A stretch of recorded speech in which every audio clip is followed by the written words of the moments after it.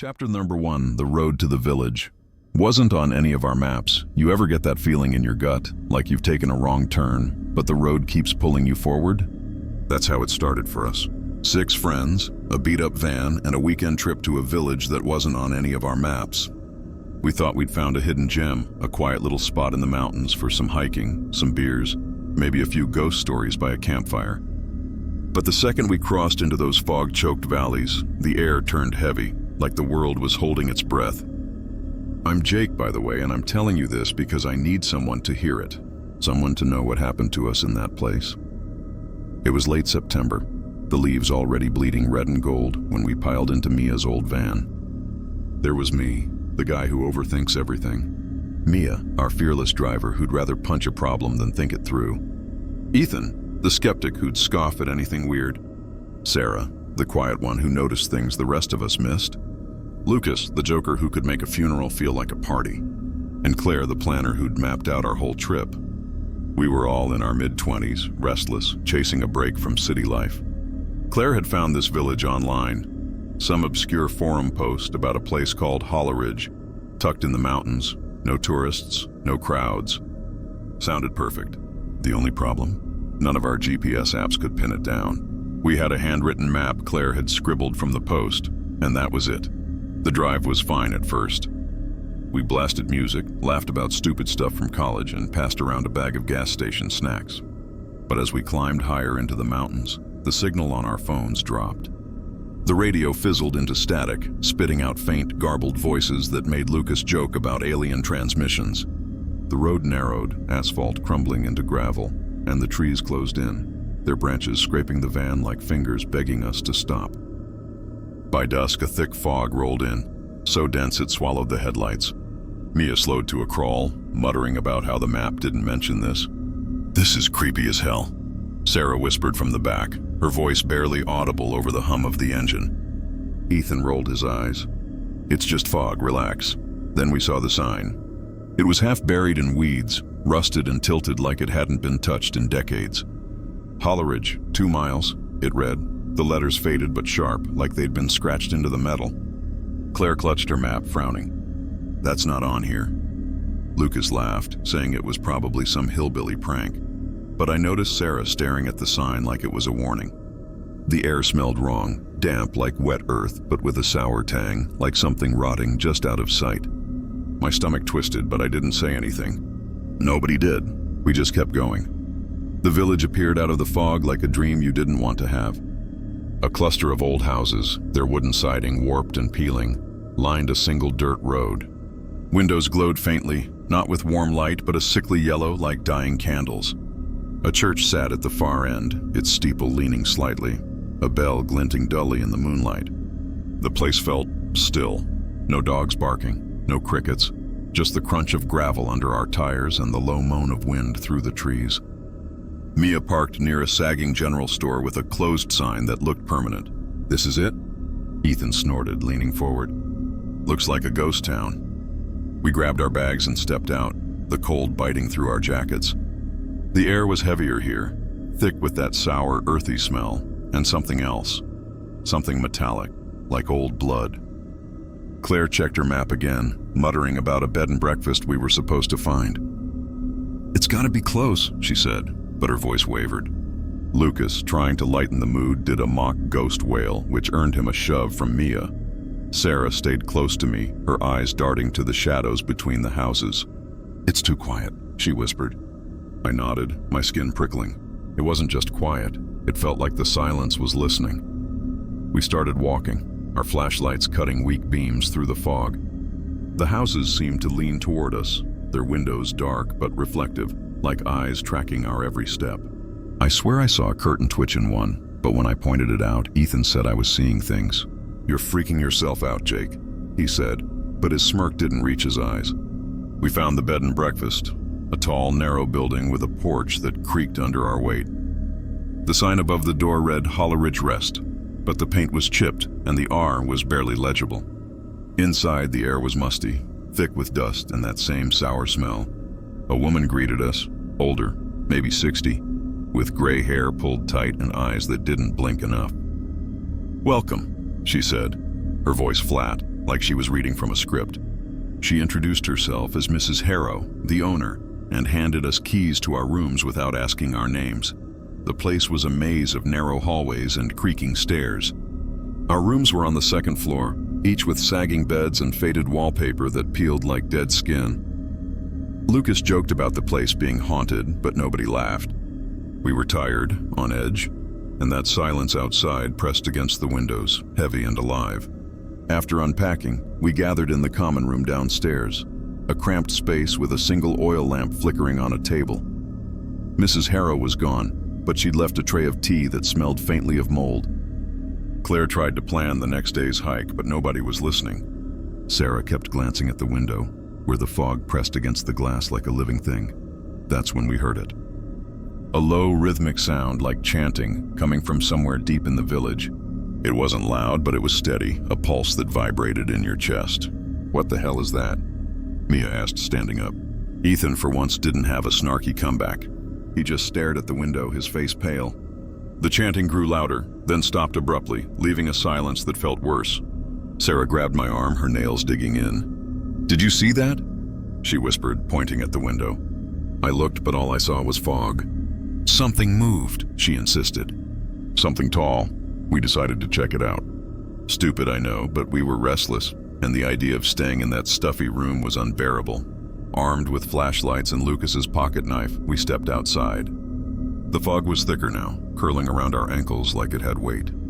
The chanting had stopped, but the air felt charged, like before a storm. We walked toward the church, its steeple looming like a finger pointing to the sky.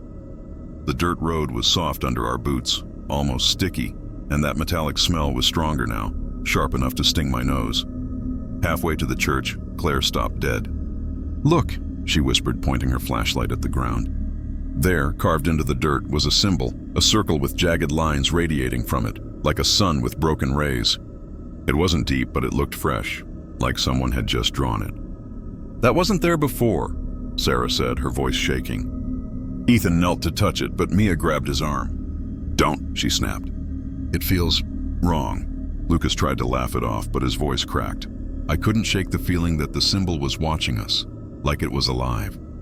Then the chanting started again, closer this time, coming from the church. It wasn't words, not exactly, just low, guttural sounds, rising and falling like a prayer to something ancient. The fog seemed to pulse with it, thickening until I could barely see Claire's face next to me. My flashlight flickered, then died. So did Sarah's. "This is bullshit," Ethan muttered, but his voice was tight.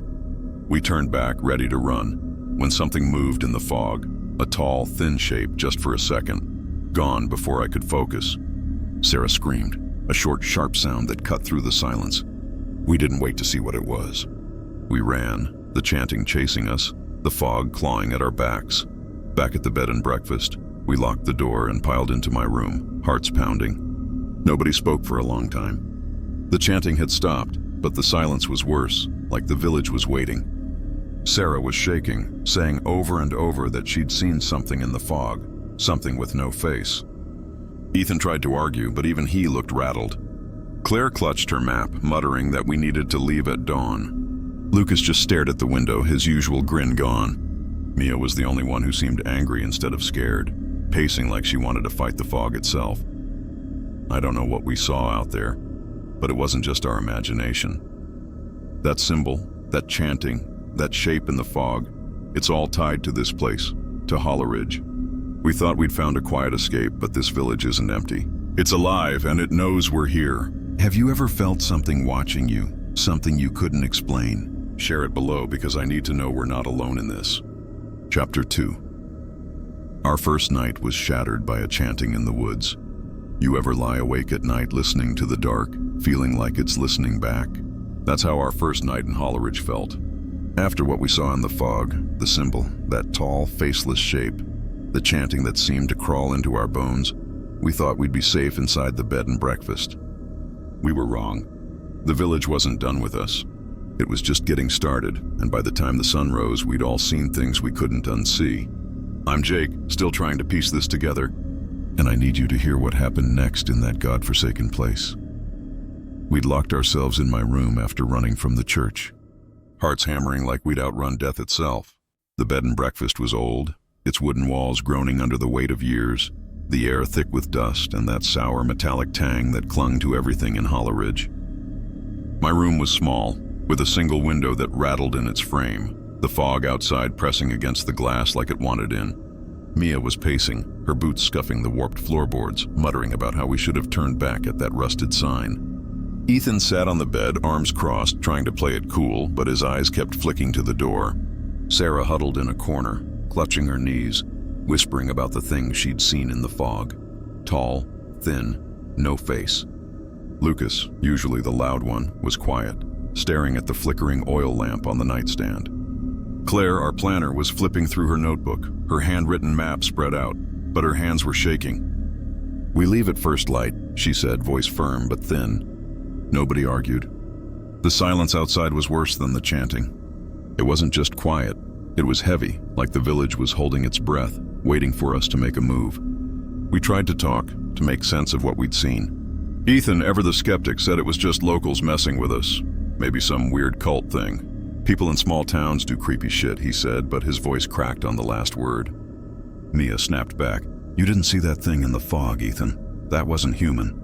Sarah nodded, her eyes wide, saying she'd felt it watching her, like it knew her name.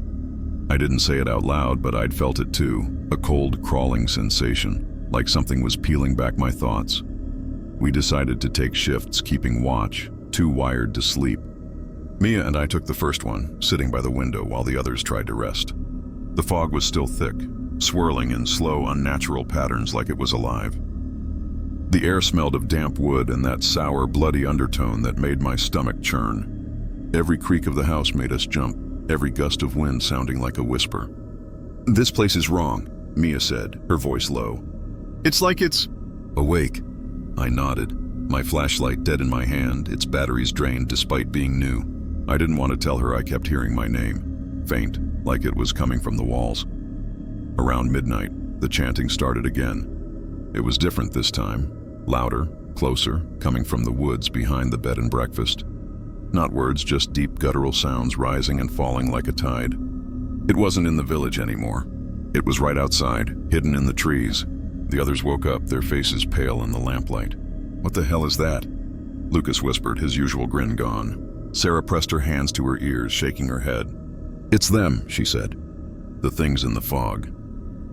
Ethan scoffed, but he was gripping the edge of the bed so hard his knuckles were white. Claire, trying to keep us grounded, suggested it was just locals, maybe a ritual or a prank. But the chanting didn't sound human. It was too deep, too steady, like it was coming from the earth itself. Mia grabbed Lucas's pocket knife, her eyes blazing. "I'm not sitting here waiting for whatever that is to come get us." Against my better judgment, we agreed to check it out, not to confront it, just to see. We needed to know what we were dealing with. Or maybe we were just too scared to stay still. We crept downstairs, the stairs creaking like they were screaming under our weight. The common room was dark. The oil lamp Mrs. Harrow had left now cold, its wick black and curled. The front door was slightly ajar, which was impossible. We'd locked it. My heart pounded as I pushed it open, the cold air hitting us like a slap. The fog was thicker now, so dense our flashlights barely cut through it. The chanting pulsed through the trees, louder with every step, vibrating in our chests.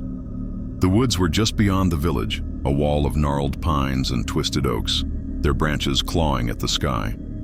The smell was overwhelming, rotting leaves, wet earth, and that metallic sting, sharper now, like blood fresh from a wound.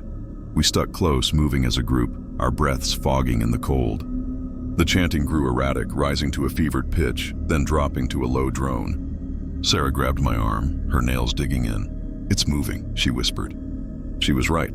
The sound was shifting, circling us like we were being herded. Ethan swore under his breath, his flashlight flickering. "This is a bad idea," he said, but nobody turned back. We were too deep in, too scared to admit it. Then we saw the lights. Faint flickering glows in the woods, like candles but wrong, too steady, too blue, floating at eye level. They weren't lanterns or flashlights. They moved like they were alive, drifting between the trees. The chanting stopped and the silence was worse, pressing against my eardrums. "What are those?" Claire whispered, her voice barely audible. Before anyone could answer, the ground shook, not like an earthquake, but a single deep thud, like something massive had stepped closer. The air grew colder, the smell of blood so strong I gagged. Mia raised the pocket knife, her hand shaking. "We need to go, now!" We turned to run, but the lights moved faster, closing in. They weren't just lights anymore. They were shapes, tall and thin, their edges blurring into the fog. No faces, just voids where faces should have been. Sarah screamed, a sound that tore through the night, and we bolted, branches snapping under our feet. The chanting started again, louder, angrier, like it was inside our heads. I swear I heard my name again, hissed in a voice that wasn't human. We ran blindly, the fog swallowing everything, until we stumbled back into the village, the bed and breakfast looming ahead like a lifeline. We burst inside, slamming the door, our breaths ragged. The house was freezing, the air thick with that sour, bloody smell. The oil lamp was lit again, though we hadn't touched it. On the table, where Claire's map had been, was a single sheet of paper. No one wanted to look, but I did. It was a drawing of that symbol from the road, the broken sun, its lines jagged and red like it was drawn in blood. Under it was one word: stay. Nobody slept after that. We sat in my room, the door barricaded with a chair, the window locked tight. The chanting had stopped, but the silence was alive, pressing against the walls. Sarah was crying quietly, saying she'd seen one of those things up close. Its face wasn't just blank, it was wrong, like it was sucking in the light. Ethan didn't argue this time. Lucas kept muttering about how we should burn the place down and leave. Mia clutched the knife, her eyes darting to the window. Claire was rereading her notebook, whispering about how the forum post never mentioned any of this. Morning came, gray and cold, the fog still choking the village. We didn't talk about leaving anymore, not because we didn't want to, but because we weren't sure we could. The van was still there, but the tires were slashed, the windows smeared with that same red symbol. Whatever was out there didn't want us to go. Have you ever been somewhere that felt like it owned you? Tell me in the comments, because I need to know we're not the only ones trapped like this. Chapter number 3, the locals leave offerings at doors with strange markings. You ever walk into a room and feel like you're interrupting something? Like the air itself is holding a secret it doesn't want you to know? That's what Hollowridge felt like by our second day, after the chanting in the woods, those faceless shapes in the fog, and that blood-red symbol scrawled on Claire's map. We were barely holding it together. We thought the daylight would bring some relief, maybe a chance to get the hell out of this village. But Hollowridge had other plans, and the locals, those quiet, hollow-eyed people, were part of it. I'm Jake, still trying to make sense of what we saw, and I need you to hear this, because it's only getting worse. Morning broke, gray and heavy. The fog thinner, but still clinging to the village like a shroud.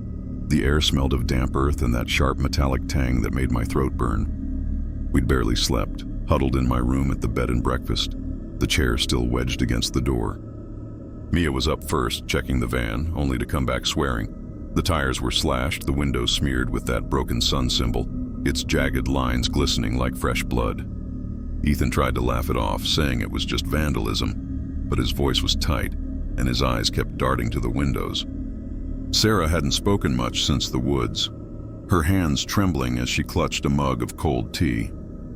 Lucas was pacing, muttering about burning the place down, while Claire pored over her notebook, trying to find something, anything, that explained what was happening. We decided to explore the village, not because we wanted to, but because staying in that creaking, musty house felt like waiting for a trap to snap shut. The bed and breakfast was stifling, its wallpaper peeling like old skin, the air thick with dust and that sour, bloody smell. Mrs. Harrow, the owner, was nowhere to be seen, but her presence lingered, a faint perfume of lavender and decay that followed us down the stairs. We grabbed our jackets, Lucas still clutching his pocket knife, and stepped outside. The village was eerily still, the dirt road soft under our boots, the houses leaning in like they were watching. The church loomed at the far end, its steeple crooked, the bell silent but glinting in the weak sunlight. As we walked, we noticed something odd. Every house had a symbol on its door, that same broken sun we'd seen on the road and in the fog. Some were carved into the wood, others painted in what looked like red paint, though it smelled wrong, coppery. In front of each door was a small pile, offerings, we realized. Bundles of dried herbs, bones tied with twine, feathers stained with something dark. One house had a clay bowl filled with what looked like teeth, human or animal, I couldn't tell.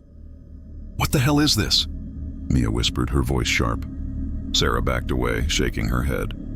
"They're keeping something away," she said, her voice barely audible. Ethan scoffed, but it was weak. "Or inviting it in," he muttered, kicking at a pile of herbs. We saw our first local then, a man, maybe 50, with a face like weathered stone.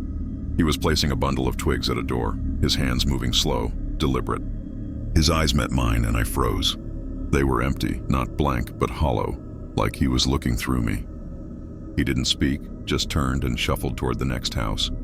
"Hey!" Mia called after him, but he didn't look back. More locals appeared, moving like ghosts between the houses, each carrying something. Flowers, bones, a jar of dark liquid. They didn't acknowledge us, but I felt their attention like a weight on my chest. The air grew heavier, the metallic smell sharper, mixing with the stench of rotting leaves. Claire, trying to keep us focused, suggested we talk to someone, figure out what was going on. We approached a woman near the general store, her gray hair braided tight, her hands stained with something red. "Excuse me," Claire said, her voice polite but strained.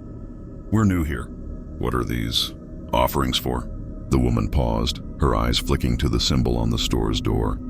"For the mountain," she said, her voice flat, like she was reciting something. "To keep it quiet." Before we could ask more, she turned away, disappearing into the fog that still clung to the edges of the village. "The mountain?" Lucas said, glancing at the peaks looming over Hollowridge, their slopes hidden in mist. "What's that supposed to mean?" Nobody answered, but Sarah's eyes were fixed on the ground where another symbol was scratched into the dirt. "It's everywhere," she whispered. I looked around and saw she was right, on fences, on windowsills, even etched into the bark of trees. The village was marked, claimed by something we didn't understand. We kept moving, the silence pressing in, broken only by the crunch of gravel and the occasional creak of a shutter. The houses seemed to shift as we passed, their shadows stretching too long, their windows reflecting our faces in ways that didn't feel right. At one point, I swear I saw my reflection blink when I didn't. Ethan noticed it too, but he just shook his head, muttering about being tired. Mia, usually so bold, was quieter now, her grip tight on the knife. Lucas tried to joke, saying we'd stumbled into a cult documentary, but his laugh was hollow and it died fast. Then we found the house. It was at the edge of the village, smaller than the others, its wood blackened like it had been burned but still stood. The door was covered in symbols, not just the broken sun but others, spirals, jagged lines, shapes that hurt to look at. The offerings here were different. A pile of animal skulls, their eye sockets stuffed with herbs, and a cloth bundle that smelled of blood. Sarah gagged, turning away, while Claire knelt to look closer. "This isn't normal," she said, her voice shaking. "These aren't just offerings, they're sacrifices." Ethan snorted, but he stepped back, his face pale. "Sacrifices for what?" he asked, but nobody answered. That's when we heard it. A low hum, not like the chanting, but deeper, like the mountain itself was breathing. It came from the woods where the fog was thickest, and it vibrated in our bones. The air grew colder, the metallic smell so strong I tasted it. Then the door of the blackened house creaked open. Not wide, just an inch, but enough to show darkness inside, a darkness that moved, like it was alive. "Run," Mia whispered, and we did, our footsteps pounding as the hum grew louder, chasing us. I glanced back and saw something in the doorway, tall, thin, no face, just like Sarah had described. It didn't move, but it was watching, its presence heavy, like it was reaching into my mind. We made it back to the bed and breakfast, slamming the door, our breaths ragged. The common room was dark, the oil lamp flickering like it was struggling to stay lit. On the table was another note, just like the one from last night. This time it had our names, Jake, Mia, Ethan, Sarah, Lucas, Claire, written in red, circling that broken sun symbol. Below it, in shaky handwriting, "It sees you." Sarah started crying. Lucas swore, and Mia threw the note into the lamp, watching it burn. Claire was silent, staring at the ashes while Ethan paced, saying we needed to get to the van, slashed tires or not. But the hum was still there, faint, coming through the walls. The fog outside was thicker now, pressing against the windows, and I swear I saw shapes moving in it. tall, faceless, circling the house. We weren't just visitors anymore. Hollowridge had marked us, just like it marked those doors. Have you ever felt like something was claiming you? Like it knew your name before you did? Tell me below, because I don't know how much longer we can stay here. Chapter number 4. I found a hidden shrine, deep within the mountain pass. You ever push open a door you know you shouldn't, and the air on the other side feels like it's been waiting for you? Like it's been holding its breath for years, just for that moment? That's how it felt when I found the shrine in the mountain pass. By our third day in Hollowridge, after the offerings at the doors, those hollow-eyed locals muttering about the mountain and that note with our names circled in blood-red ink, we were fraying at the edges. The village had us trapped, tires slashed, fog that wouldn't lift, and those faceless shapes lurking just out of sight. We needed answers, something to explain why this place felt like it was digesting us whole. So I went looking, alone, and what I found, God, I wish I hadn't. I'm Jake, and I'm still shaking as I tell you this because that shrine, it wasn't hidden. It was waiting. The morning was colder than before, the kind of chill that seeps into your bones and stays there. We gathered in the common room of the bed and breakfast, the air thick with the musty scent of old wood and that ever-present metallic tang, like pennies left in the rain. Mrs. Harrow had appeared at dawn, silent as ever, leaving a tray of stale bread and watery tea that nobody touched. Her eyes lingered on us a little too long, like she was counting heads. Mia was sharpening Lucas's pocket knife on the windowsill, her jaw set, talking about hot wiring the van despite the slashed tires. Ethan was glued to his phone, signal be damned, trying to text for help, but the screen kept glitching, showing static instead of bars. Sarah hadn't left her chair, her fingers tracing invisible patterns on the table. Symbols, I realized, the broken sun from our nightmares. Lucas paced, cracking jokes that fell flat, while Claire buried herself in her notebook, sketching maps and notes from what little we'd gleaned from the locals. The mountain, she'd mutter. It's all about the mountain. I couldn't sit still. The walls felt closer, the ceiling lower, like the house was shrinking around us. That hum from yesterday, the deep breathing pulse from the woods, still echoed in my head, faint but insistent, like a heartbeat not my own. I'm going out, I said, grabbing my jacket. Head snapped up. Mia's eyes narrowed. Alone? After what happened at that house? I shrugged, trying to sound braver than I felt. Someone has to. Claire's map shows a pass up the slope. Old trail, maybe leads to a viewpoint.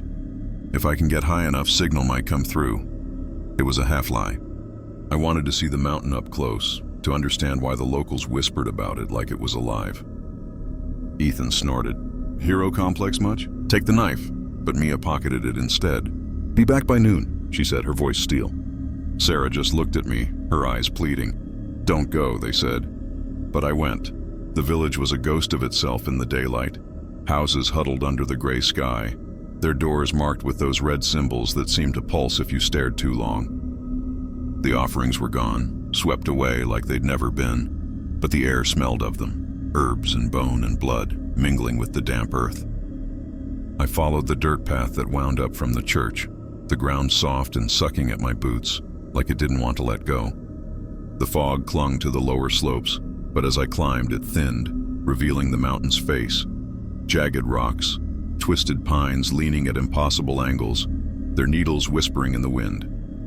The air up here was sharper, cleaner almost, but undercut with something sour, like milk gone bad. My breath fogged in front of me, and every step crunched louder than it should, echoing off the rocks like the mountain was amplifying it, listening. The pass was narrow, a crack in the stone that Claire's map had marked as an old shepherd's trail. But it didn't feel like a trail anymore, overgrown with brambles that snagged my jeans, roots bulging from the earth like veins. I pushed on, sweat beading despite the cold, my heart thudding in time with that distant hum. Half an hour in, the path dipped into a ravine, walls of granite closing in, slick with moss that glowed faintly green in the dim light. The smell changed here, mustier, like wet stone and something fungal, earthy decay that coated my tongue. I paused, flashlight out, batteries still good, thank God, and swept the beam. That's when I saw it. A fissure in the rock face, barely wide enough for a person, hidden behind a curtain of vines. No symbol on it, no offering, but it pulled at me like a hook in my gut. I shouldn't have gone in, but I did. Squeezing through, the world muffled, the wind died, the crunch of gravel silenced. Inside was a tunnel, rough-hewn, the air still and heavy, pressing on my chest like an unwanted hand. My flashlight cut a weak path ahead, revealing walls etched with scratches. Not symbols exactly, but patterns. Spirals that twisted into eyes, lines that formed mouths frozen in screams. The floor sloped down, uneven, forcing me to brace against the stone, which was warm, unnaturally so, like flesh under my palms. The smell intensified, that sour decay now laced with incense, smoky and cloying, like a church that's been forgotten too long. I whispered my own name to hear it echo, but it came back wrong, distorted, like someone else was saying it. The tunnel opened into a chamber, and I stopped breathing. It was a shrine, carved from the mountain's heart, maybe 20 feet across, the ceiling lost in shadow. In the center stood an altar of black stone, veined with red that pulsed faintly, like quartz alive with inner fire. Around it, the walls were alive with carvings, hundreds of those broken sun symbols, but evolved, suns with faces inside, eyes that followed my light, mouths that seemed to part when I moved. Offerings littered the floor, wilted flowers, rusted knives, bundles of hair tied with bone beads, and bones, small ones, bird or child I couldn't tell, arranged in spirals leading to the altar. The air hummed here, deep in my chest, syncing with my pulse, making my vision blur at the edges. I stepped closer, drawn despite the fear clawing my throat. The altar's surface was smooth, etched with a larger version of the symbol, its center a shallow basin filled with dark liquid that didn't reflect my light. It smelled of blood, fresh and coppery, and something sweeter, like honey left to rot. My hand trembled as I reached out, not to touch, but to see. That's when I saw the carvings weren't static. They moved, subtle, like ink bleeding in water. Faces emerged, hollow-eyed locals, their mouths chanting silently. Then us, me, Mia, the others, our features twisted, eyes wide with terror, mouths open in screams we hadn't made yet. I jerked back, heart slamming, and knocked over a bundle of herbs. Dust billowed and the hum spiked, a growl that shook pebbles from the ceiling. Then the whispers started. Not from the walls, but from everywhere. Soft, overlapping voices, too many to count, murmuring in a language that slithered into my brain. Words I half understood: willing, solstice, center. My name, over and over, Jake, Jake, Jake, like a chant building to something. The basin rippled, the dark liquid bubbling, and shapes formed in it. Faceless figures circling an altar, arms raised, and in the middle. Me, no, all of us bound, our faces pale masks. The air thickened, cold fingers brushing my neck, and I swear the shadows lengthened, reaching for me. Panic hit like a wave. I scrambled back, flashlight swinging wild, catching glimpses of eyes in the dark, glowing slits that blinked when I looked away. I ran, the tunnel narrowing, vines whipping my face like punishment. The whispers chased me louder, angrier, promising things I didn't want to hear. Stay, join, feed. The warm stone turned cold, slick with moisture that felt like sweat, and the smell, God, the smell of blood and rot and incense choked me, burning my lungs. I burst out into the ravine, gasping, collapsing against a rock as the fog rolled in from below, thicker than before, carrying that metallic sting. My hands shook as I checked my phone. No signal, but the screen showed a photo I hadn't taken. The shrine's altar, the basin, our faces in the liquid. I deleted it, but it lingered in my mind. Back in the village, I found the others in the common room, faces drawn. What happened? Claire asked, seeing the dirt on my clothes, the wild look in my eyes. I told them everything. The shrine, the carvings, the whispers. Sarah went white, nodding like she'd known. The offerings. They're for that. To keep it quiet until... She trailed off, glancing at Claire's notebook. Mia cursed, slamming the knife on the table. We need to get out. Now. Ethan, for once silent, just stared at me like I'd brought the mountain back with me. Lucas tried a joke. So, Jake's the chosen one? But it died in the hum that started up again, faint from the walls. That night, the fog brought shapes to the windows, tall, thin, watching. And on our door, a new offering. A single bone, etched with my name. The mountain knows me now. It wants us all. Have you ever found something that knew you better than you knew yourself? Share below, because whatever's coming, I think it's already here. Chapter number 5. The village elder warned us to leave before the solstice. You ever meet someone whose eyes make you feel like they've seen your ending before it happens? Like they're not warning you, but reciting a script you're already trapped in? That's what the village elder was like. By our 4th day in Hollowridge, after I stumbled out of that hidden shrine in the mountain pass, the carvings that moved, the whispers naming us, the basin showing our twisted faces, we were ghosts of ourselves. The bone with my name etched on our door was just the start. Symbols appeared on our skin overnight, faint red lines that itched like fire ants. The fog never lifted, and the hum from the mountain was constant now, a low throb that synced with our pulses. We needed out, but the van was wrecked, phones dead, and the locals watched us like we were ingredients in a recipe. Then the elder came, and his warning? It wasn't mercy. It was a countdown. I'm Jake, and as the solstice creeps closer, I wonder if we'll make it to see it rise. The bed and breakfast had become a cage, its creaking floors and peeling wallpaper closing in like a coffin lid. The air inside was stale, laced with that sour metallic bite that coated our tongues, and the scent of incense from the shrine clung to my clothes, no matter how many times I scrubbed. We hadn't slept properly since that first night. The chanting, the shapes in the woods, the offerings that screamed sacrifice. Mia had taken to sleeping with the pocket knife under her pillow, her eyes ringed black from watching the windows. Ethan, the skeptic, was cracking, muttering about hallucinations from bad air or poisoned tea, but he'd drawn the broken sun symbol on his arm with a pen, like a ward. Sarah sketched compulsively, filling pages with the faces from the shrine's carvings, hollow eyes, open mouths, her hands smudged with pencil lead that looked like ash. Lucas's jokes had turned dark, whispers about feeding the mountain that weren't funny anymore. Claire, our anchor, tallied everything in her notebook. Symbols cited, 47. Hum intensity, escalating. Solstice date, 3 days away, per a calendar Mrs. Harrow left. September 22nd, she'd say, voice steady but eyes haunted. We have to hold out. We tried plans that morning, desperate, half-formed. Mia wanted to hike back down the mountain road, signal or no, carrying what we could. Ethan argued for confronting the locals, demanding a phone or a ride. But Sarah shook her head, pointing to the window where fog-shrouded figures moved, tall, thin, faceless, pacing the village edges. They won't help, she said. They're part of it. Lucas suggested burning the offerings we'd collected from our door. The bone, a wilted herb bundle, a feather sticky with red. Fight fire with fire, he grinned, but it was brittle. I felt the symbol on my forearm burn. The one that appeared last night, a jagged line curving into a spiral, like the shrine's patterns. The hum pulsed through the walls, making the teacups rattle, and outside, the church bell tolled once, not on the hour, but like a summons. That's when Mrs. Harrow knocked. Soft, almost polite, but it jolted us like a gunshot. She stood in the doorway, her gray hair tighter than before, eyes unblinking, carrying a tray of what looked like stew. Chunks of meat in a gray broth that steamed unnaturally.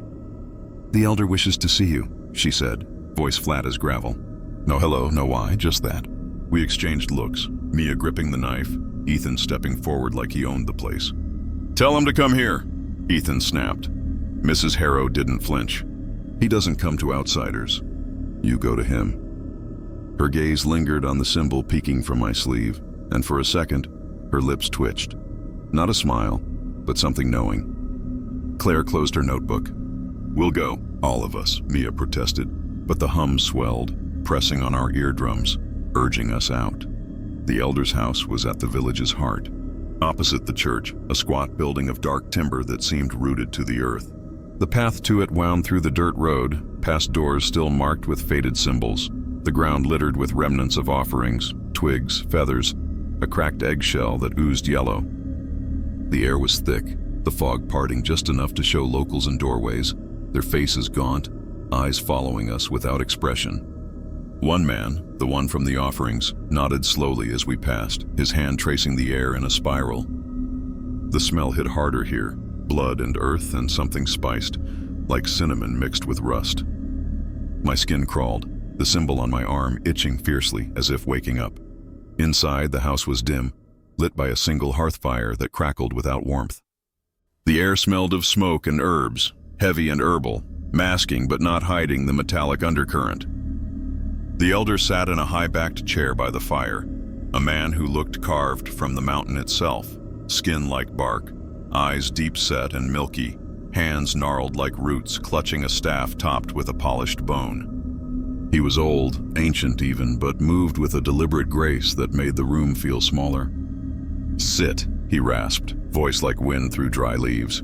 We hesitated, but the fire popped, embers forming a brief symbol in the air before fading. We sat on stools that creaked under us, the wood warm, almost pulsing. He didn't waste words. "You shouldn't have come." His eyes swept over us, lingering on each. The symbol on my arm, Sarah's sketches peeking from her pocket, Claire's notebook. The mountain chooses its own. Mia leaned forward, knife hidden in her lap. "Then let us leave."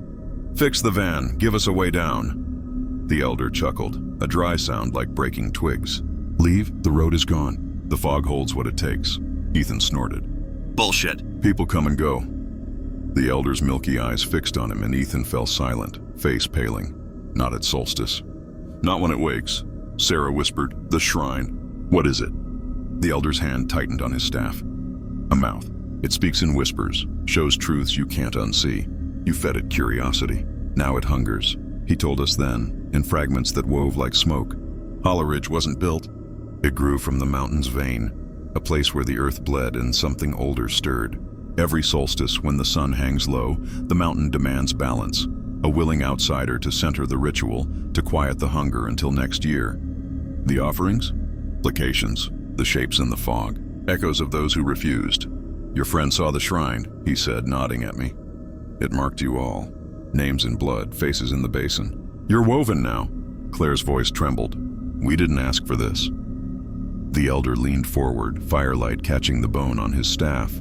A human finger, I realized, yellowed and etched. No one does. But the chosen stay, or become the fog. The hum swelled outside, vibrating the windows, and the fire dimmed, shadows stretching like fingers. Lucas shifted. "So what, we just walk away?" The elder's laugh was bitter. "Before solstice, yes. The mountain sleeps deep. Find the pass at dawn, speak the unbinding. Eldath vor sol na." He carved the words into the air with his staff, the smoke tracing them. Eldath vor sol na. "But hurry. It knows your fears. It'll whisper them back." Sarah gasped, clutching her sketches. "It already has." "My drawings." The elder nodded. "It feeds on doubt. Yours is thick." Mia's knuckles whitened on the knife. "And if we can't?" His eyes went distant, milky veils thinning. "Then the bell tolls and you center it. Forever." We left in a daze, the words burning in my mind. Eldath vor sol na. The fog had thickened, swirling with that blue glow from the woods, and the locals lined the road, murmuring as we passed, their voices a low chant that matched the hum. Back at the bed and breakfast, we barricaded the door, the stew untouched on the tray. It smelled wrong, like the basin's liquid.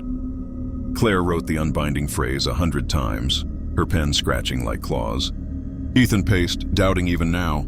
Old man's delirious, but his voice shook. Sarah burned her sketches in the hearth, the paper curling into symbols before ash. Lucas hummed the chant mockingly, but stopped when the walls echoed it back. Mia tested the knife on a symbol-scratched doorframe. It cut clean, but the wood bled red sap. Night fell fast, the solstice 2 days away, and the whispers started, soft at first, from the cracks in the floor. My name, then Mia's fears of losing control. Ethan's buried guilt over a car crash he'd caused, Sarah's childhood abandonment, Lucas's hidden loneliness, Claire's perfectionist cracks. They slithered in, personal, probing, making us snap at each other. "It's in our heads," Mia yelled, knife out. But it wasn't just heads. Shadows moved in corners, tall and thin, their voids turning toward us when we looked. The hum crescendoed into a roar, shaking dust from the rafters and outside. The church bell tolled twice, once for night, once for warning. We chanted the unbinding till our throats raw. Eldath vor sol na, huddled together, the air electric with dread. It worked, sort of. The whispers faded, but the symbols on our skin glowed faintly, like embers. Dawn would come, the pass waiting. But as sleep tugged despite the fear, I dreamed of the Elder's milky eyes, seeing not warning, but invitation. The mountain wasn't sleeping. It was counting. Have you ever been given a way out that felt like a deeper trap? Tell me in the comments, because with 2 days left, I'm not sure freedom's on the menu. Chapter 6. We discovered the ritual requires a willing outsider. You ever realize too late that the choice you thought was yours was never yours at all? Like the shadows have been pulling strings, and you're just the puppet dancing on the edge of the blade. That's what hit us on our 5th day in Hollowridge. After the Elder's warning and that cursed unbinding chant, Eldath Vor, Sol Na, that barely kept the whispers at bay. The solstice loomed, 2 days out. The mountains hum, a constant growl in our veins. Symbols burned on our skin. Fog-shrouded shapes knocked at windows we dared not open, and the locals' eyes followed us like they were measuring us for coffins. We thought we had a plan. Slip into the pass at dawn, chant our way free. But then we found the Elder's hidden journal, and the truth clawed its way out. The ritual didn't just need an outsider. It needed one who chose it, willingly. I'm Jake, and as the noose tightens, I'm starting to wonder if one of us already has. The bed and breakfast was a tomb by now, its air thick with the stench of fear sweat and that unrelenting metallic tang, like the mountain was bleeding through the cracks in the walls. We'd chanted the unbinding till our voices cracked the night before, huddled in the common room, the fire in the hearth flickering with unnatural blue flames that cast our shadows wrong, elongated, twisting into those faceless shapes. Mia's knife lay between us like a talisman, its blade etched with scratches from testing the symbols on the doors. Ethan had stopped denying it all, his pen-drawn ward on his arm now inked with actual blood from a shallow cut, a desperate mimicry of the locals. Sarah's sketches were gone, burned, but she hummed fragments of the chant in her sleep, waking with eyes wide, whispering about dreams where the basin in the shrine filled with our faces, smiling. Lucas's dark jokes had evolved into ramblings about volunteering to end it. His grin manic while Claire's notebook was a war zone of crossed-out plans. The unbinding phrase circled 1,000 times like a prayer to a deaf god. Me, I couldn't shake the shrine's whispers, willing solstice center echoing in my skull, syncing with the hum that rattled the teacups at dawn. We gathered at first light, the sky a bruised purple, the fog so dense it muffled the world to whispers. No one had slept much. The church bell had tolled 3 times in the night, not for hours, but like a heartbeat accelerating. Today, Claire said, her voice a thread, folding her notebook shut. The pass. We chant, we go. Mia nodded, pocketing the knife, her face set like flint. Ethan slung a backpack with what food we had left.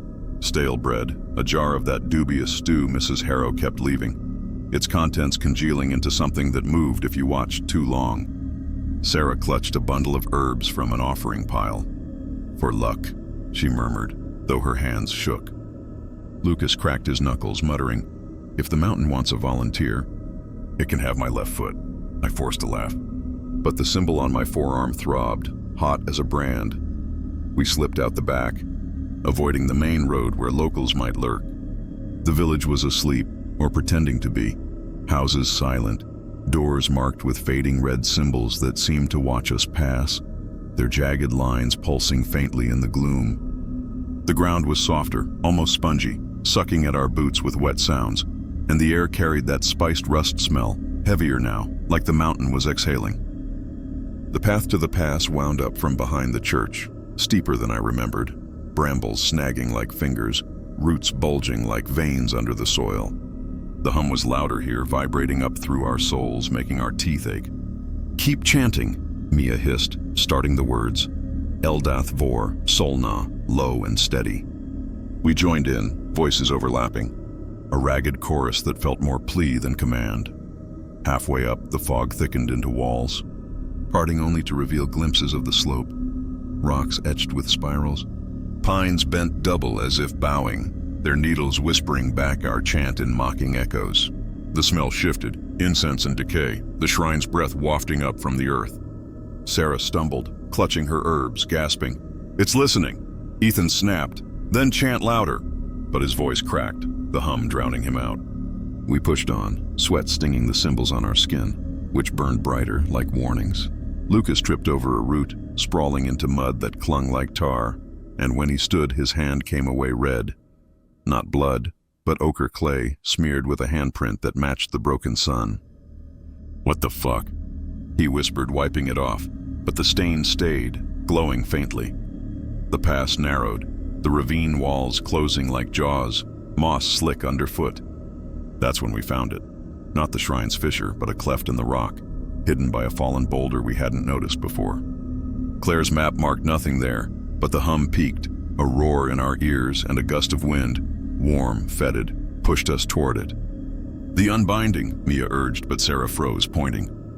Etched into the boulder was a new symbol, our 6 names, intertwined in a circle, with one line branching out, mine, toward the cleft. "No," I breathed. But the pull was there, a hook in my gut, the whispers urging, "Willing, center." Against better sense, I approached, the others chanting behind me, their voices fading as I squeezed into the dark. It wasn't a tunnel, but a hollow, a natural alcove carpeted in dry leaves that crunched like bones. The air was still, heavy with the scent of old paper and mildew, undercut by that coppery blood note. In the center, half buried in leaves, was a book, leather-bound, cracked, its cover embossed with the broken sun, veins of red threading the hide. The Elder's Journal I knew instantly, though how I couldn't say. My hands, trembling, brushed the dust away, and it opened like it was waiting. Pages yellowed and brittle, ink faded but sharp. The writing was his, spidery, deliberate, chronicling Hollowridge's vein, the mountain's hunger that birthed the village from blood soil. Entries spanned decades, solstices past, outsiders come and gone, rituals that quieted the beast below. We pored over it by flashlight, the others crowding in, breaths shallow. "Look," Claire whispered, pointing to a passage. "The right demands balance, not force, but yield. An outsider, unbound by the vein, must step to the center, speak the binding, sol navor eldath, willing the quiet. Refusal feeds the echo shapes. Acceptance sates till next turn." Mia's face hardened. "Willing? That's the key?" Ethan flipped pages, finding sketches, altars like the shrines, figures bound but serene, faces ecstatic in the basin's glow. They chose it. Every time. Sarah traced a name, Elias, 1947, outsider like us, his entry ending. He saw the truth in the whispers, the peace in surrender. Centered, he became the vein's heart. Lucas laughed, bitter. "Peace? That's code for dead."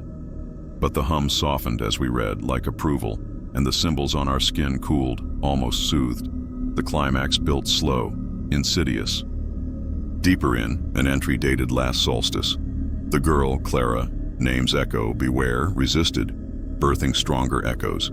This cycle needs true will, or the mountain wakes full. Clara, close to Claire, too close. Whispers slithered in, personal now. Mia's voice in my head. "Fight it, Jake, but what if surrender's easier?" Ethan's guilt crashing back, waves of a wreck he'd hidden. Sarah's abandonment, a child's cry. Lucas's loneliness, echoing laughs turned screams. Claire's perfection fracturing, plans crumbling to dust. My own doubt, the shrine's pull, a dark curiosity blooming. The journal's last page, unwritten till now, but as we stared, ink bled from the veins. The center calls. Who yields? Panic erupted. Mia slammed the book shut, knife out. "Burn it!" But flames from her lighter danced away, windless. Ethan tore pages, but they mended, fibers knitting like skin. Sarah chanted the unbinding, but it twisted on her tongue to the binding. Sol navor eldath, drawing a shadow from the cleft's mouth, tall and thin, its void face tilting. Lucas swung at it with a rock. The shape dissipated, reforming behind him, cold fingers brushing his neck. Claire clutched the journal, reading aloud the rite, her voice steadying the hum, the shadow retreating.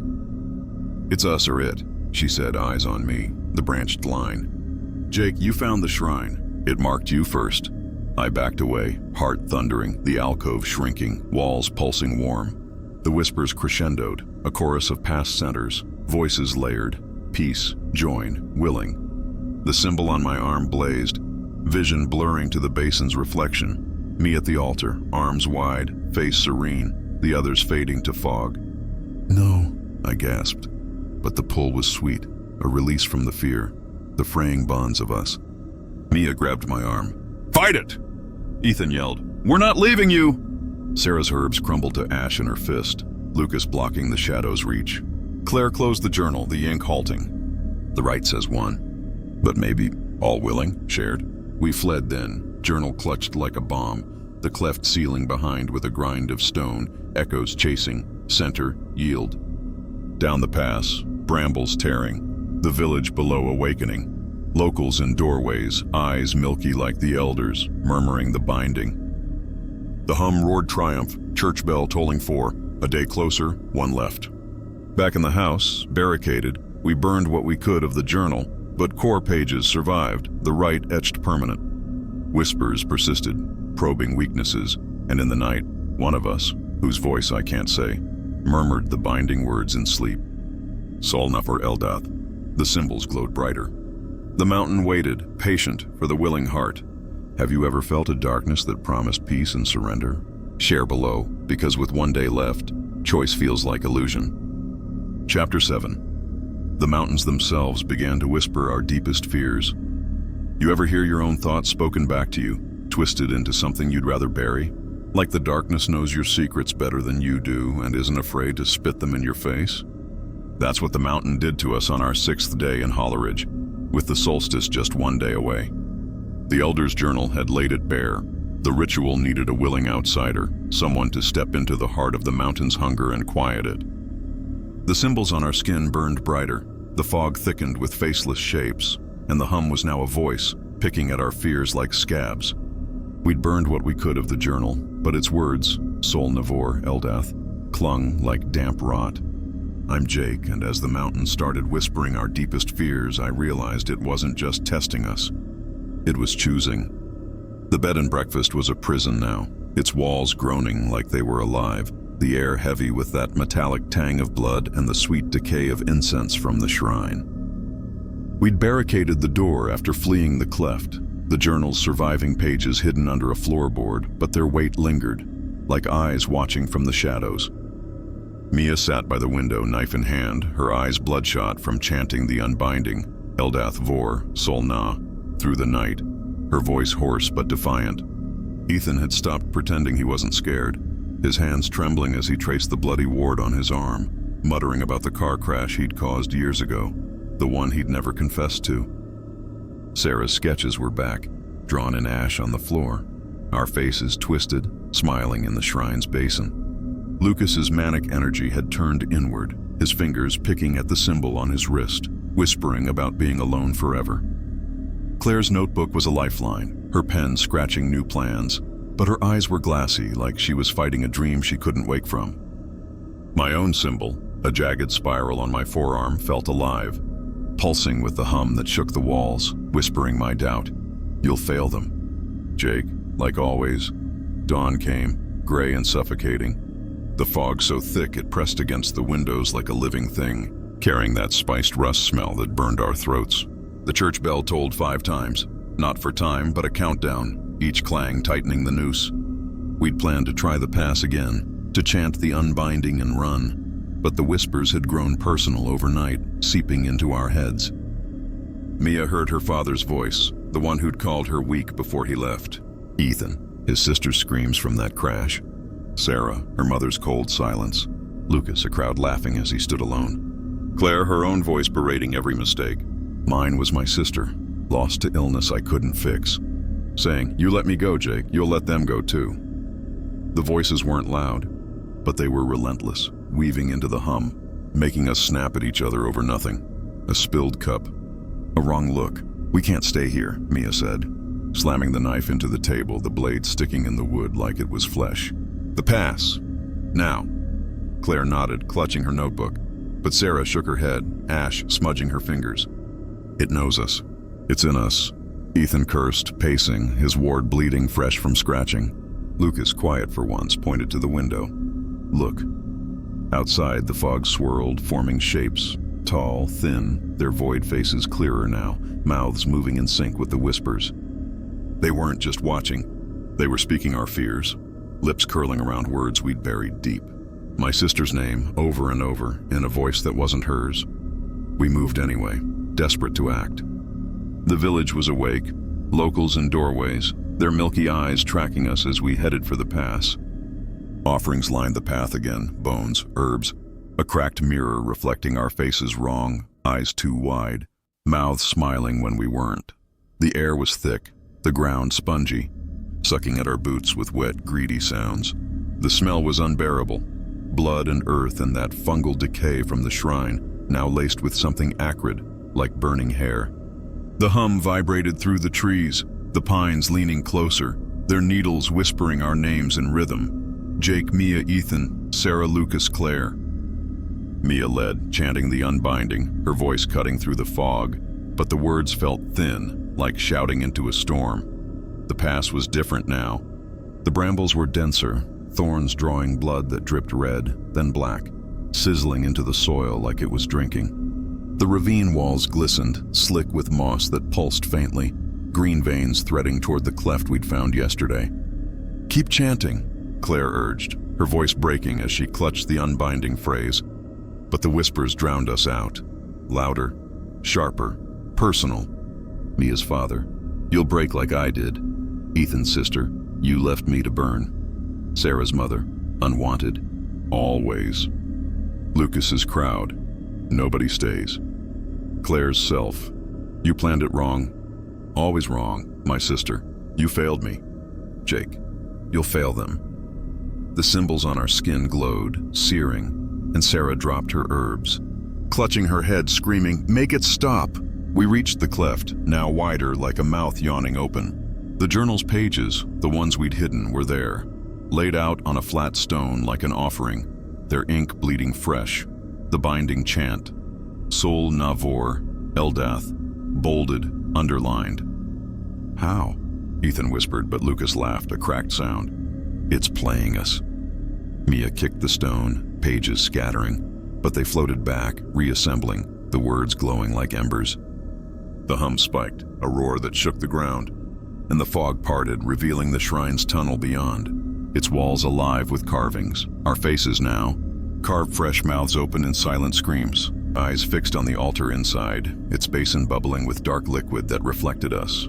Standing there bound, the whispers became a chorus, a cacophony of our fears, and the shapes emerged, dozens, tall and thin, their void faces chanting with us, mimicking our voices. Mia swung the knife, slashing air. The shapes dissolved, reforming closer, their cold fingers brushing our necks, whispering promises. Peace, surrender, center. Sarah fell to her knees, sobbing, her ash sketches smearing into the ground, forming the broken sun. Ethan grabbed her, shouting the unbinding, but his voice twisted, saying the binding instead, Sol-Navor, Eldath. Claire dropped her notebook, pages torn, and chanted both, tears streaming, as if fighting herself. Lucas laughed again, stepping toward the cleft. "Maybe I'll volunteer. End this." Mia yanked him back, but his eyes were distant, like he'd already stepped inside. I felt it strongest. The pull. The shrine's call, my sister's voice loudest now. "Join me." Jake. It's easier. My symbol burned, vision blurring to the basin's image. Me at the altar, arms wide, the others fading to fog, their faces relieved, free. I staggered, Claire grabbing my arm, her voice cutting through. "Don't listen!" But the mountain knew me, knew my guilt, my doubt, and it offered absolution in surrender. The ground shook, a deep thud like a heartbeat, and the cleft widened.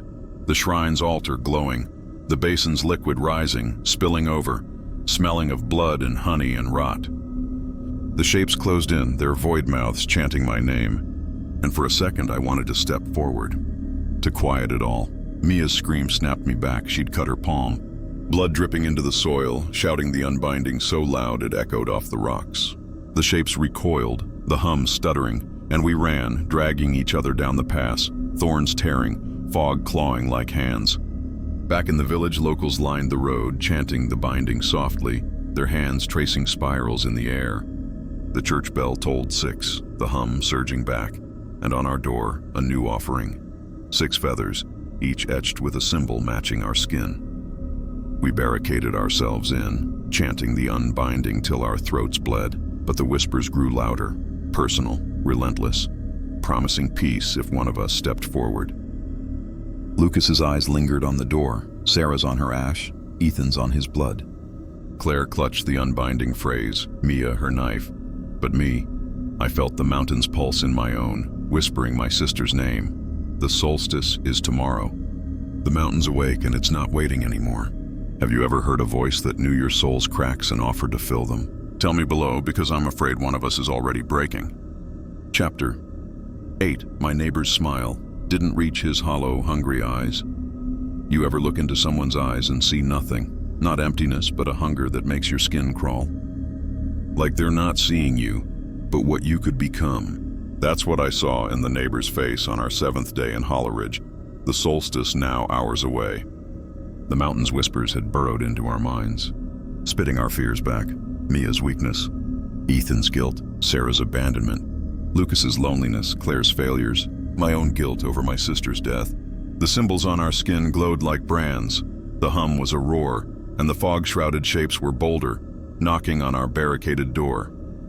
We'd clung to the unbinding chant, Eldath Vor, Sol Na, but the binding, Sol Na Vor, Eldath, kept slipping from our lips like the mountain was rewriting us. Then the neighbor came, his smile a lie, his eyes starving, and I realized he wasn't human anymore. I'm Jake, and as the bell tolls closer, I'm terrified we're next. The bed and breakfast was a rotting shell, its air choking with blood and incense, the walls creaking like they were breathing with the mountain. We hadn't left the common room since the pass. The door blocked with a splintered table, the windows boarded with planks Mia had pried from the floor. The fire was dead, but the hearth glowed faintly blue, casting our shadows as twisted, faceless things. Mia sharpened her knife on a stone, her bloodied palm wrapped in a torn shirt, her eyes darting to every creak. Ethan sat cross-legged, tracing his bloody ward, whispering about his sister's crash like a confession to ghosts. Sarah clutched ash-smeared herbs, her sketches now carved into her arms with a nail, mirroring the broken sun. Lucas was quiet, too quiet, staring at the 6 feathers on the table, our latest offering, each etched with our symbols, their tips wet with something red. Claire's notebook was shredded, but she recited the unbinding from memory, her voice cracking as the hum drowned her out. My symbol burned, my sister's voice loudest now. Step in. Jake, save them. Dawn hadn't come. Maybe it couldn't. The fog was a wall, thick with that spiced rust smell, and the church bell tolled 7 times overnight, each clang shaking dust from the rafters. We'd tried the unbinding again, chanting till our throats bled, but the whispers twisted it, blending our fears with promises, peace, surrender, center. The shapes outside were constant, their void faces pressed to the glass, mouths moving with our names. Then the knock came, not loud, but deliberate like a heartbeat. Mia gripped her knife, Ethan stood, Sarah whimpered, Lucas flinched, Claire froze. I opened the door, not knowing why, only that the hum demanded it. He stood there, the man we'd seen placing offerings, gray beard, weathered face, wearing a coat patched with bone shards. His smile was wide, teeth yellowed, but his eyes, God, his eyes were pits, black and endless like the shrine's basin. Evening, he said, voice smooth, too smooth, like oil over broken glass. Thought you'd need company before the solstice. Mia stepped forward, knife raised. Back off.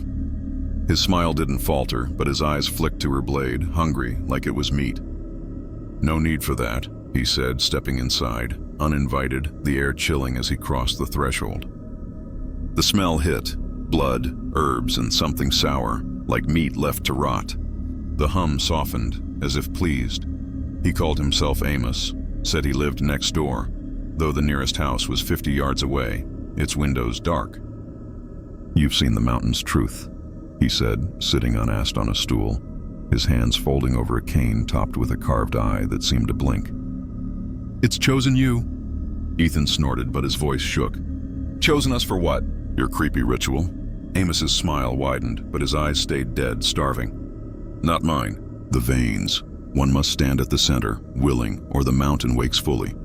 You felt it. Whispers marks the call. He pointed to my arm, where the spiral glowed, then to each of us, naming our fears like he'd heard them. Weakness, guilt, loss, loneliness, failure, doubt. Sarah gasped, dropping her herbs, which scattered into a spiral on the floor. Claire, voice trembling, asked, "Why us?" Amos leaned forward, the eye on his cane glinting. Outsiders break the balance. The mountain needs one to restore it. Always has.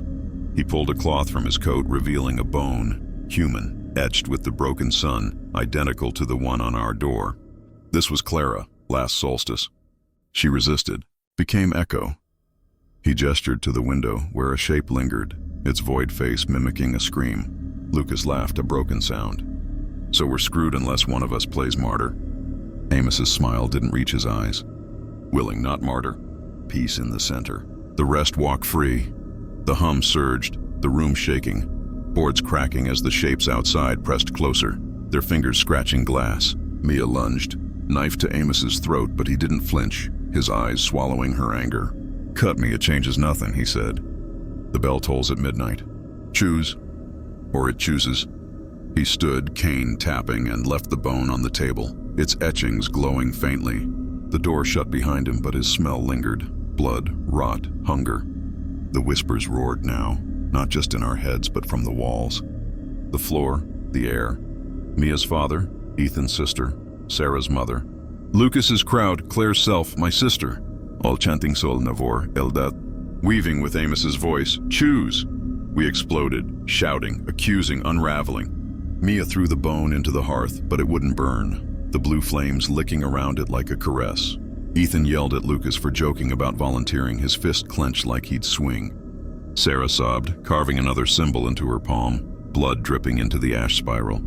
Claire chanted the unbinding, but it came out binding, her eyes wide as if possessed. Lucas stared at the bone, whispering, "Maybe it's me. Maybe I'm enough." I grabbed his shoulder, my sister's voice screaming in my head. "You, Jake, you."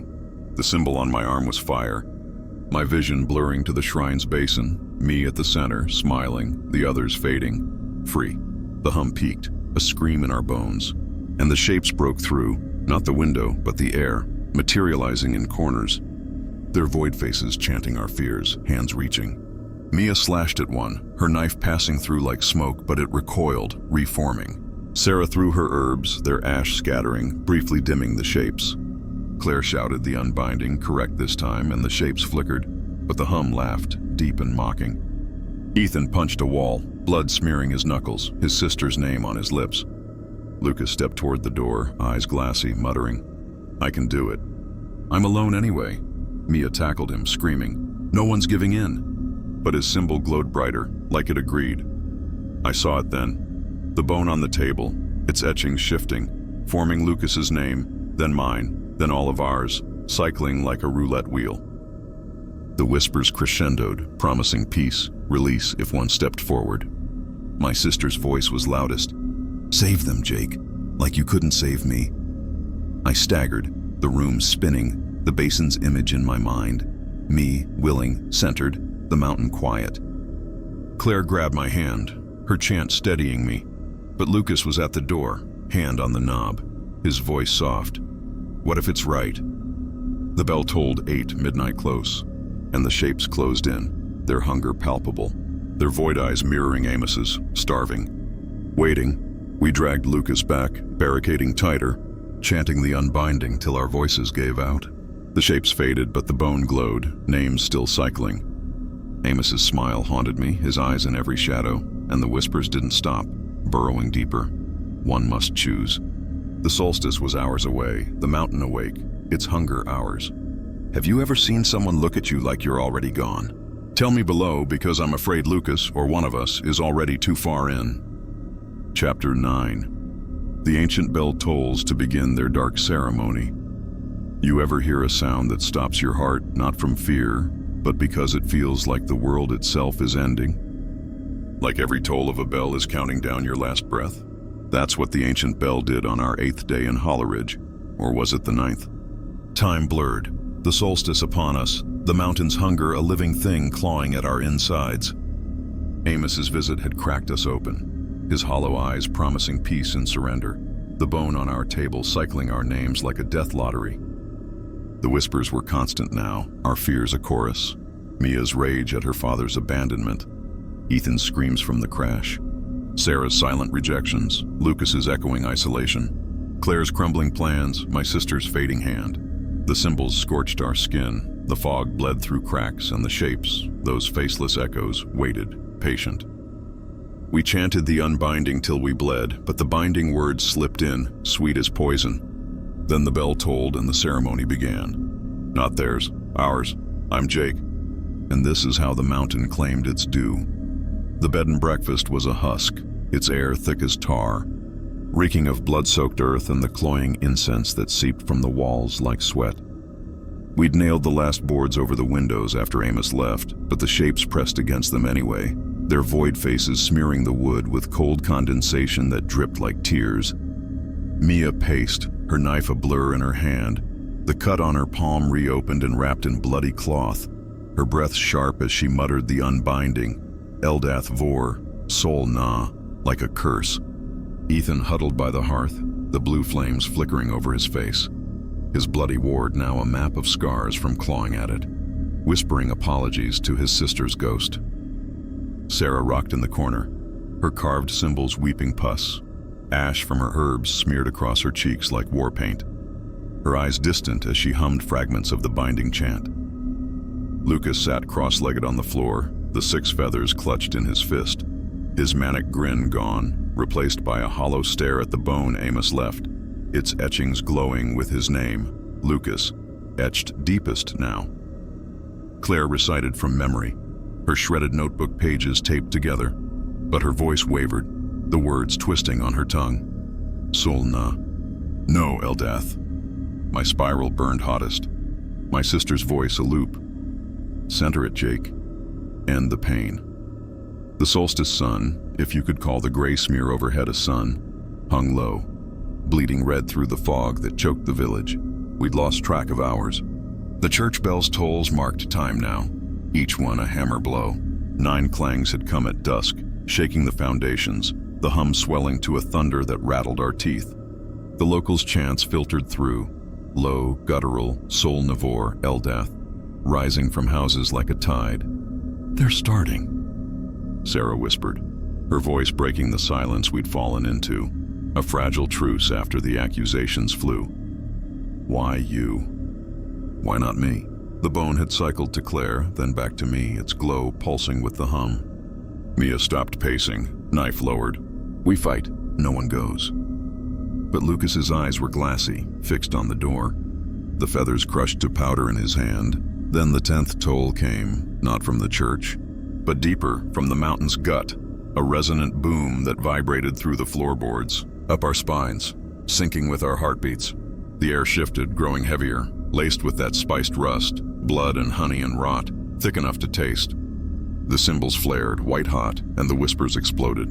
Not just our fears, but visions. Mia abandoned in a burning van, Ethan mangled in wreckage, Sarah invisible in a crowd, Lucas alone on an endless road, Claire's plans dissolving to dust, me holding my sister's cold hand failing again. We screamed, clutching heads, but the vision sharpened, pulling us toward the door. The boards over the windows cracked, fog seeping in tendrils that coiled like fingers, carrying Amos's voice. The bell calls come. Claire staggered up first, notebook forgotten, murmuring, "We have to see." Mia grabbed her arm, but Claire shook free, eyes unfocused. "It's the ceremony. If we don't..." Ethan nodded, rising, his scars bleeding fresh. "Better to know." Sarah stood, ash flaking from her skin, Lucas unfolding like a puppet on strings.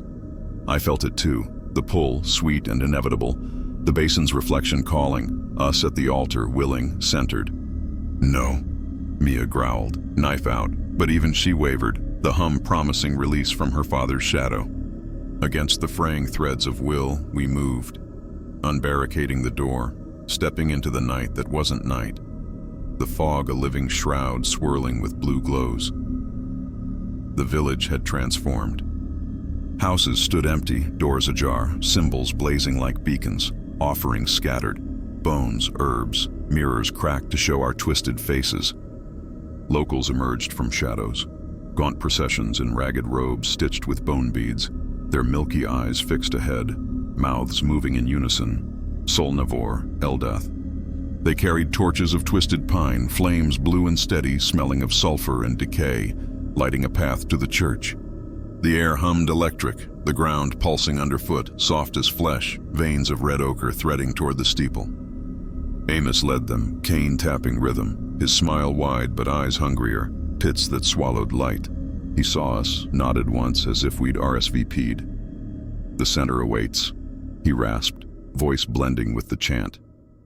We followed, not running, not fighting, drawn like iron to lodestone, the whispers hurting us. The church loomed, its crooked steeple a claw against the red sky, the ancient bell visible now, massive cracked bronze etched with the broken sun, hanging in the belfry like a heart. The 11th toll came as we reached the doors, open wide, exhaling incense and blood, shaking the earth, dust raining from eaves. Inside the nave was a cavern of shadows, pews cleared. The altar transformed, black stone like the shrines, veined red and pulsing. A basin at its center filled with bubbling dark liquid that reflected the blue torches. Carvings writhed on walls, spirals of faces, ours among them, mouths chanting silently. The locals circled, 30 strong, their chants rising, hands raised, fingers tracing spirals that left red trails in the air. The 12th toll boomed, and the ceremony ignited. Amos climbed the altar, staff raised, the bone eye on it blinking in torchlight. "The vein hungers," he intoned, voice booming unnaturally, echoing the hum. "Solstice wakes it. Outsiders break, but one mends. Willing, centered, eternal quiet." The basin rippled, showing us. Bound in light, faces serene, the mountain's maw closing. The locals knelt, offerings piled, skulls, feathers, the journal's surviving pages fluttering like moths. Whispers peaked, our fears visualized. Mia's van exploding, Ethan's screams, Sarah fading, Lucas vanishing, Claire unraveling, me alone with my sister's corpse. Lucas stepped forward first, eyes locked on the basin, murmuring, "Me! Let it be me!" Mia lunged, knife-slashing air. But shapes materialized, echoes of past centers. Tall and thin, their voids chanting his name. Holding him back from her, Ethan charged next, roaring his guilt. Fists pounding an invisible wall of fog that parted only to show his sister's burning car, pulling him toward the altar. Sarah wailed, her carvings bleeding rivers, the locals' hands guiding her gently, their touch cold as death, whispering her mother's indifference. Claire recited plans aloud, frantic, but the basin drowned her, showing notebooks aflame, her voice twisting to the binding. I fought hardest, my sister's hand in mine, phantom, cold, dragging me, the spiral on my arm a rope to the center. "Jake," she breathed, "end it." The hum was ecstasy and agony. Promising oblivion, Amos raised his staff. The bell tolling 13, the impossibility. A fracture, and the basin overflowed, liquid spilling in rivers that snaked toward us. Warm and viscous, smelling of lifeblood and surrender. The locals surged, robes parting to reveal skin etched head to toe in symbols, their eyes no longer milky but black voids, mouths wide in ecstatic chants. One grabbed Sarah, pulling her to the circle. Another Lucas, his grin returning, twisted. Mia slashed free, blood spraying, but a shape coiled around her knife arm, whispering her father's scorn. Ethan broke through only to trip into the liquid, his ward dissolving. Claire reached the altar, notebook sinking into the basin. Pages blooming red ink. I was last, the pull unbearable. The church shaking with the 14th toll, cracks spidering the walls. The mountain's breath gusting through, hot, fetid, alive. Amos's eyes met mine, full now, fed, choose or all. The basin showed it, me stepping in. The others released, fading to mist, free, willing. The whispers sang, fears silenced in promise. My foot touched the liquid, warm as a womb, and peace flooded, sister's hand warm, guilt dissolving. "Sol Navor, Eldath," I whispered, and the world tilted, but Mia's scream pierced. Mia's knife in Amos's side, black ichor spraying, the shape recoiling. "Not him!" she roared, yanking me back, the liquid clinging like tar. The chants faltered, locals staggering, voids flickering. The bell cracked mid-toll, a shriek of bronze, the hum fracturing to static. Shapes wailed, dissolving to fog, the basin receding, altar cracking. We fell back, tangled, bleeding. The church emptying as locals fled. Amos crumpling, his smile finally reaching eyes that dimmed to nothing. We stumbled out into fog that thinned. The red sun dipping, the hum a whimper. The village silent, doors slamming, offerings crumbling to dust. But the symbols lingered, faint, and in the basin's echo, I saw it. Not peace, but a fracture. The mountain quieted, but not sated. The ritual broken, but the hunger. Chapter the Reader 10. Becoming the ritual's centerpiece. Was never my choice. You ever wake up knowing you've lost, but the fight's still raging in your veins? Like the darkness didn't take you whole, but left enough to feel the hollow where your soul used to be? That's how it ended, or began, for us in Hollowridge on the solstice night, after the bell's fractured toll and Mia's knife in Amos's side. The ceremony shattered, locals fleeing like smoke, the basin's liquid receding into cracks that sealed like wounds. We thought we'd won, broken the ritual, quieted the mountain. But victory in a place like this? It's just the prelude to something worse. The hunger didn't die. It turned inward, choosing not one, but all. I'm Jake, or what's left of him, and this is how we became the centerpiece, unwilling, forever. Our story doesn't end with screams or blood. It fades into a quiet that's louder than any chant. A weave of souls that binds tighter than any symbol. Listen close, because Hollowridge isn't done with you yet. The church was a ruin when we staggered out. The air thick with the acrid bite of scorched incense and the copper tang of ichor from Amos's wound. Pooling black on the altar like spilled night. The blue torches guttered low, their flames sputtering against the chill draft that whistled through fresh cracks in the stone walls, carrying the faint, earthy whisper of the mountain's breath. Shadows writhed across the nave floor, remnants of the faceless shapes dissolving into wisps of fog that clung to our clothes like needy fingers, murmuring fragments of our deepest fears before fading into silence. Mia's hand trembled on the hilt of the knife, its blade slick with Amos's unnatural blood, her breaths coming in sharp, ragged bursts as her wild eyes scanned the dim corners for more threats, her bandaged palm seeping fresh red through the cloth. Ethan slumped heavily against a splintered pew, his self-inflicted scars oozing a slow, sticky trail down his arm, one hand clutching his side where a splash of the basin's liquid had eaten through his shirt like slow acid, leaving a raw, pulsing mark that matched his glowing symbol.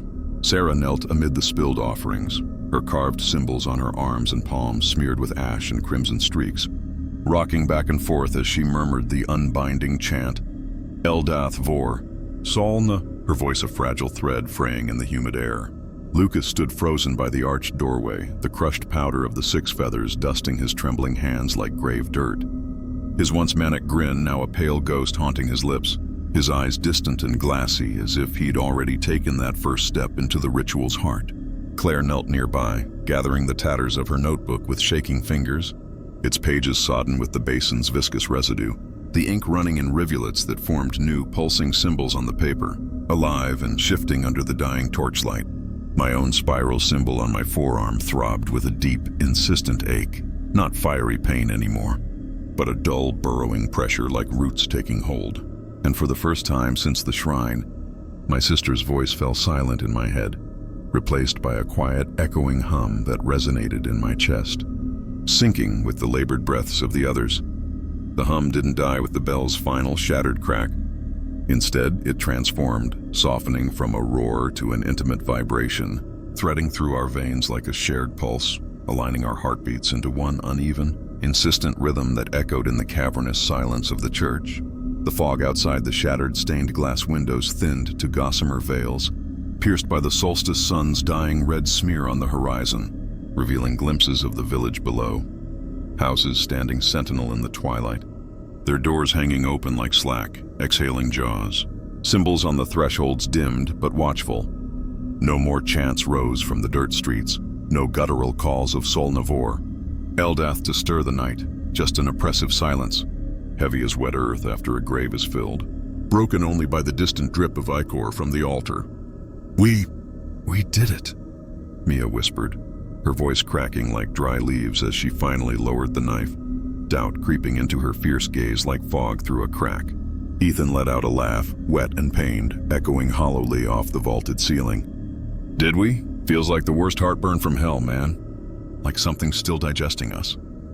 Sarah rose unsteadily to her feet, her knees leaving bloody imprints in the ash-strewn floor, and pointed a trembling finger back at the altar where Amos's body lay crumpled, his form shrinking unnaturally before our eyes, deflating like a punctured wineskin. His starving pit eyes now sunken sockets leaking tendrils of acrid smoke that smelled of charred bone and regret.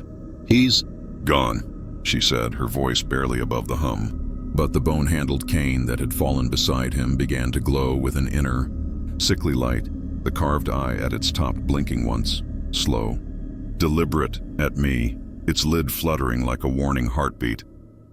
We fled the church then, bursting through the doorway into the cooling night air, our boots crunching over the gravel path that wound down from the steeple. The ground beneath us no longer spongy and alive, but cracked and brittle, fissures snaking through the soil like healed scars, exhaling puffs of cold, mineral-laced air that carried the deep, loamy scent of untouched cavern depths and rain long forgotten by the sun. The path back to the bed and breakfast was a graveyard of crumbled offerings, animal bones reduced to fine dust that powdered our shoes, wilted herb bundles turned to foul-smelling sludge underfoot, shattered mirrors lying in jagged stars that caught the fading light and reflected our faces back at us distorted, our eyes too shadowed, our mouths curved and unfamiliar, serene smiles that none of us wore. The air hummed in harmony with our steps, a low vibration rising from the earth itself, and the symbols etched into our skin, faint red lines that had once burned like brands, dimmed to a subtle glow, like embers banked under layers of ash, waiting for a breath to reignite. Lucas stumbled on a loose stone, clutching at his wrist where his symbol pulsed faintly, and muttered through gritted teeth, "I can still hear it." Not whispering anymore, laughing, low and slow, like it's got all the time in the world.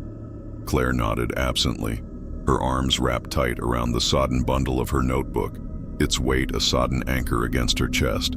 "The ritual didn't break clean," she said, her voice analytical but laced with a tremor, like she was reciting from a dream. "It fractured. The mountain needed a single center, a willing heart to quiet the vein. But we all touched the basin, all fed at our fears. What if that's enough? What if it takes the weave instead?" Mia shot her a sharp glare over her shoulder, the knife still clutched white-knuckled in her fist. "Don't start with the philosophizing, Claire. We get to the van, /Marks be damned, and we drive the hell out before that thing wakes up again." But even as she spoke, her steps faltered, the hum tugging at her like an invisible leash. And when we finally crested the rise to see the bed and breakfast squatting in the gloom, its sagging porch light flickered to life unbidden, a cold, steady blue glow that bathed the front in an unearthly sheen. Mrs. Harrow was there, framed in the open doorway like a sentinel, her tight-pulled gray hair fallen looser now in wispy strands, her unblinking eyes milky but strangely alive with a soft luminescence, balancing a silver tray of steaming tea that wafted the cloying, metallic sweet scent of blood mingled with wild honey through the chill air. "Come in, dears," she said, her voice soft and lilting, almost maternal in its coaxing tone, a far cry from the flat recitation of before. "The solstice lingers yet. The night is long and the vein. It thirsts for company." We hesitated on the threshold, the hum swelling encouragingly in our chests, a gentle, insistent pull that warred with the exhaustion dragging at our limbs like lead weights. But in the end, bone-deep weariness won out over wariness. We crossed into the familiar musty warmth of the common room, the door clicking shut behind us with a finality that raised the hairs on my neck. The air inside unchanged yet profoundly wrong, the peeling floral wallpaper now curling into subtle spirals that seemed to shift when unobserved. The hearth's long dead fire reigniting with a pop to a steady blue flame that cast our 5 shadows. No, 6, intertwined and overlapping across the worn floorboards in a single, amorphous mass that moved with a mind of its own. Mrs. Harrow moved among us with eerie grace, pouring the dark, viscous tea into chipped porcelain cups that clinked softly, the steam rising in lazy curls that carried that same basin scent, thick and inviting. "Drink now," she urged, her milky eyes lingering on each of us in turn, a faint knowing smile playing at her thin lips. It quiets the edges, smooths the fray. For the broken rite, the mountain offers its gift to take not one, but the weave entire, and make of it a singular heart. Ethan, parched and broken, reached for a cup first, his scarred hand shaking as he brought it to his lips, sipping deep before gagging on the warm, coppery flood that coated his tongue like liquid regret. "What the hell is this swill?" he rasped, wiping his mouth with the back of his hand, leaving a smear of dark residue. Mrs. Harrow's smile deepened, not reaching her eyes but warming them somehow. "The vein's own distillation, dear. From the basin's depths, laced with the solstice's grace. It binds what the fracture left loose." Sarah backed away a step. her symbol itching fiercely under her skin. But the pull drew her hand inexorably to the cup anyway, her fingers brushing the porcelain as if magnetized. Lucas, ever the one to lean into the absurd, drank deep without pause, coughing once on the sweet metallic burn before a strange calm settled over his features, his distant eyes clearing for a fleeting moment. "Tastes like coming home to a house you never knew you missed," he murmured, wonder threading his voice. Claire, ever the analyst, leaned close to sniff the steam, her nose wrinkling at the mingled notes of fresh blood, overripe honey, and something deeper, fungal and ancient. "It's the basin's essence, concentrated, symbols in solution. The ritual's residue." Mia alone refused outright, her knife half raised in defiance, the blade catching the blue flame's light. But even she wavered, the hum promising a release from the rage that had fueled her for days, her father's shadow lengthening in her mind.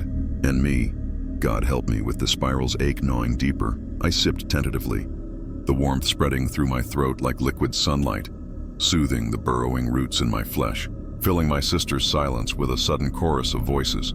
Not accusatory fears, but shared memories blooming vivid and unbidden. Mia's father's rough hand on her shoulder in pride unspoken. Ethan's sister's final squeeze of reassurance before the flames. Sarah's mother's rare, fierce hug hidden behind walls of quiet. Lucas's boyhood friend's laughter echoing true before the loneliness set in. Claire's family's quiet faith in her maps of the world. My own sister's laugh ringing clear, untainted by illness, her hand warm in mine. The tea worked its slow, insidious alchemy as we sank into the threadbare armchairs and the sagging settee, the room's confines blurring at the edges. The blue flame's glow intensifying to bathe us in a cerulean haze that hummed with latent energy.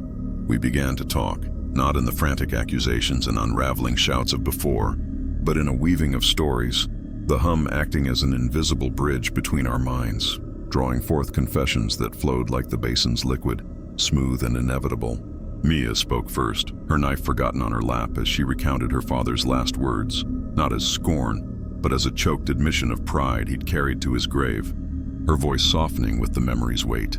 Ethan followed, his scarred fingers unclenching as he laid bare the crash's hidden details, the screech of tires, the shatter of glass. His sister's hand squeezing his in fierce forgiveness before the end, tears carving clean paths through the grime on his cheeks.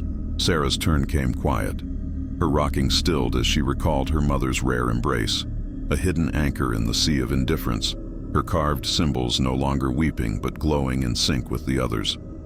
Lucas admitted the jokes had always masked a boy who learned to stay invisible to keep the hurt at bay, his laugh bubbling up genuine now, light and unforced, echoing in our shared space. Claire bared her soul next, the fear of imperfection unraveling like a poorly knotted rope, born not from failure, but from the crushing love of a family that pinned their hopes on her unerring plans, her eyes meeting ours with raw vulnerability.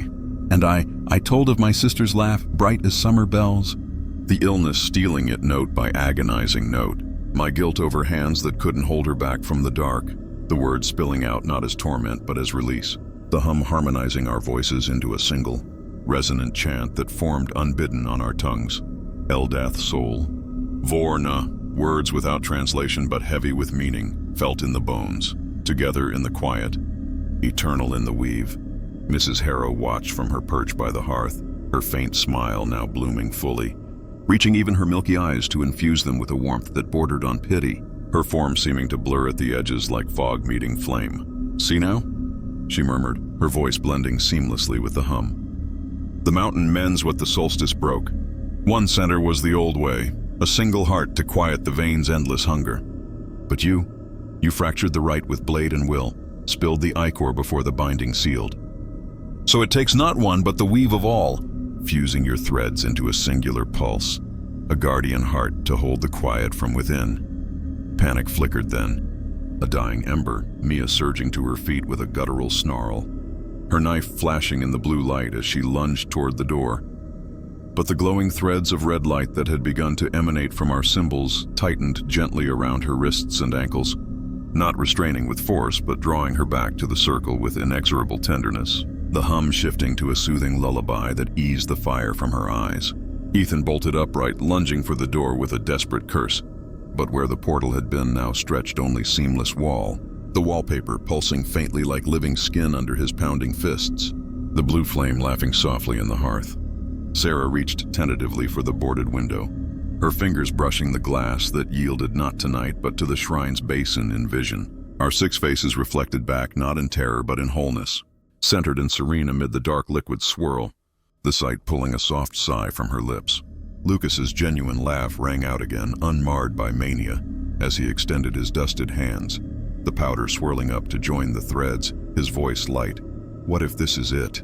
Not end, but everything? Claire's ruined notebook materialized whole on the low table before us, its pages flipping of their own accord to fill with our collective stories, symbols blooming across the paper like living tattoos, her analytical mind quieting into acceptance as she traced a finger over the emerging weave.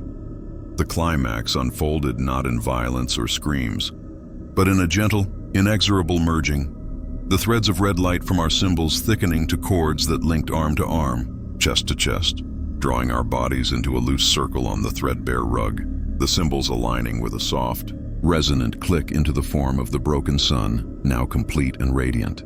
The tea's lingering warmth ignited into a profound fire that coursed through our veins not as burning agony but as a fusing heat, skin brushing skin in sparks of shared memory, thoughts bleeding into one another like inks in water, Mia's unyielding courage flooding my resolve, Ethan's hard-won truths sharpening Sarah's quiet insights, Lucas's buoyant joy lifting Claire's structured calm, my anchoring doubt weaving through them all as the glue that held the fractures.